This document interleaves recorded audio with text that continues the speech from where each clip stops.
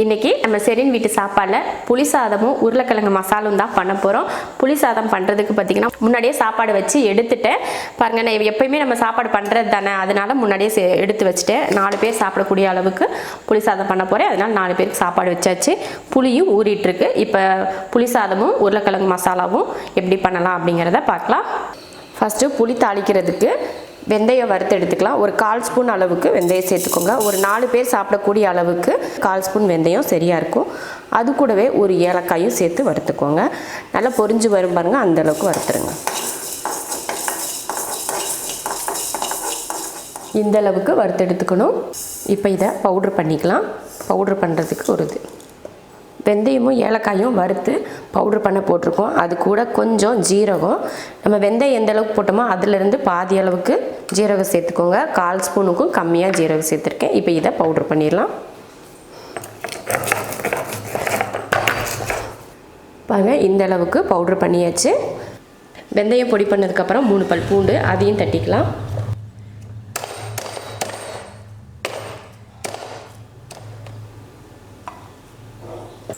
அது கூடவே கொஞ்சம் மஞ்சத்தூள், 3 வரமிளகாய்,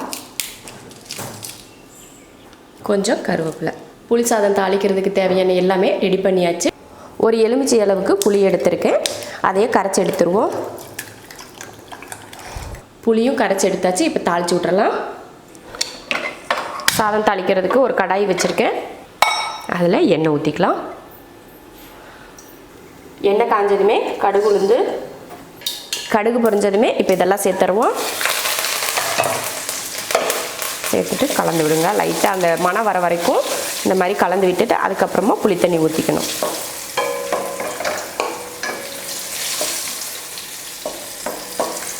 நல்லா மணக்க ஆரம்பிச்சிருச்சு. இப்போ இதில் நம்ம புளி கரைச்சோலையா அதை ஊற்றிக்கலாம். ஒரு லெமன் சைஸ் புளி எடுத்து கரைச்சிக்கோங்க. 4 பேர் சாப்பிட கரெக்டாக இருக்கும்.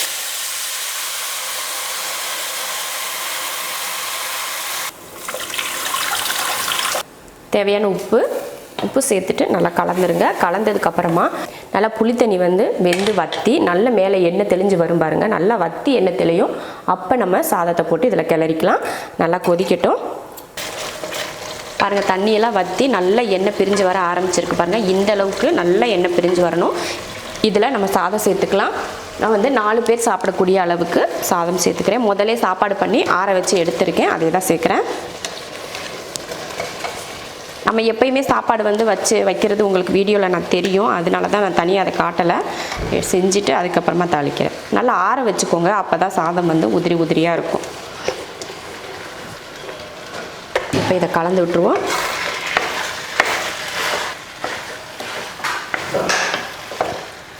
நல்லா கலந்து விட்டுக்கோங்க. அந்த சாதத்தில் புளி நல்லா கலந்து இருக்கணும். அப்போ தான் நல்லாயிருக்கும். இந்த மாதிரி சாதம் நல்லா கலந்தாச்சு. அடுப்பை சிம்மில் வச்சு தான் நான் கலந்துருக்கேன். கிளறப்போ உப்பு பார்த்துட்டு உப்பு பத்தலைன்னா நீங்கள் உப்பு போட்டு கிளறிக்கோங்க. இதில் மல்லித்தலை எதுவுமே தூவ தேவையில்லை. மல்லித்தலையெல்லாம் தூவிட்டோம்னா அந்த புளி சாப்பாடோட ஒரு மனமே போயிடும். அதனால் மல்லித்தலையெல்லாம் தேவையில்லை. இப்போ இறக்கி வச்சுட்டு உருளைக்கிழங்கு தாளிச்சிக்கலாம். அதுக்கு ஒரு கடாய் வச்சுருக்கேன். உருளைக்கிழங்கு மசாலா பண்ணுறதுக்கு எண்ணெய் ஊற்றிடலாம். எண்ணெய் காஞ்சதுமே 1/4 ஸ்பூன் சோம்பு, ஒரு 4-5 பூண்டு பல்ல தட்டி வச்சுருக்கேன். அதையும் சேர்த்துக்கலாம். அடுத்து ஒரு பெரிய வெங்காயத்தை நீல வாக்கில் கட் பண்ணியிருக்கேன். அதையும் சேர்த்துடலாம். கொஞ்சம் கருவேப்பிலை. இப்போ இதை நல்லா வதக்கிடலாம்.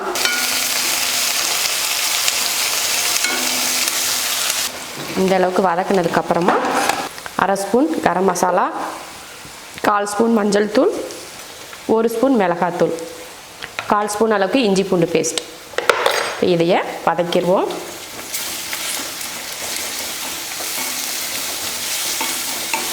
இது போல் எண்ணெயில் ஒரு 2-3 நிமிஷத்துக்கு இந்த போல் வதக்கி விட்டுட்டு இதில் உருளைக்கிழங்கு சேர்த்துலாம். நான் 1/4 கிலோ உருளைக்கிழங்கை வேக வச்சு இந்த மாதிரி சின்னதாக கட் பண்ணியிருக்கேன். அதே சேர்த்துக்கிறேன். வேக வச்சு சேர்த்துக்கோங்க. அப்போ தான் மசால் நல்லாயிருக்கும்.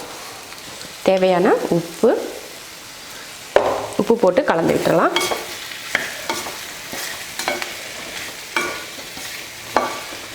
கொஞ்சமாக நம்ம கையில் ஒரு கையளவுக்கு தண்ணி தெளிச்சுக்கோங்க. ஒரு 2 கையளவு கூட தெளிச்சுக்கோங்க.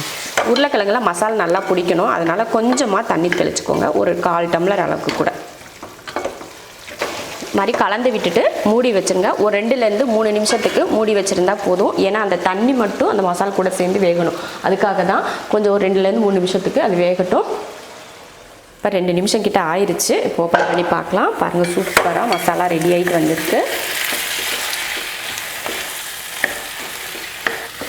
அவ்வளோதான், உருளைக்கிழங்கு மசாலும் சூப்பராக ரெடி ஆயிடுச்சு பாருங்கள். அவ்வளோதான். புளி சாதத்துக்கு நான் சொன்ன மாதிரி தான், உப்பு பத்தலைன்னா மேலே தூவிட்டு கிளறி விட்டுக்கோங்க. இதுக்கு மேலே எக்ஸ்ட்ரா நம்ம எதுவுமே சேர்க்க தேவையில்லை. இப்போ அடுப்பு ஆஃப் பண்ணிடுவோம். உருளைக்கிழங்கு மசாலும் ரெடி ஆயிடுச்சு, புளி சாதமும் ரெடி ஆயிடுச்சு. ரொம்ப சிம்பிளான ஒரு லஞ்ச் இது. புளி சாதம் வந்து நீங்கள் சூடாக செஞ்ச சாதத்துலேயும் பண்ணலாம், இல்லை பழைய சாதம் இருந்துச்சுன்னா அதில் கூட நீங்கள் பண்ணிக்கலாம். உருளைக்கிழங்கு மசாலா இல்லை உருளைக்கிழங்கு வறுவல் கூட இது போல் சாதத்துக்கு பண்ணிங்கன்னா ரொம்ப நல்லாயிருக்கும். இது போல் புளி சாதமும் உருளைக்கிழங்கு மசாலாவும் செஞ்சு பார்த்துட்டு எப்படி இருக்குன்னு சொல்லிட்டு கமெண்ட்டில் சொல்லுங்கள். பிடிச்சிருந்தா லைக் பண்ணிவிட்டு ஷேர் பண்ணிவிட்டு நம்ம ஷெரின் வீட்டு சாப்பாடு சேனலை சப்ஸ்கிரைப் பண்ணி பக்கத்தில் இருக்க பெல் ஐக்கானை கிளிக் பண்ணி வச்சுக்கோங்க.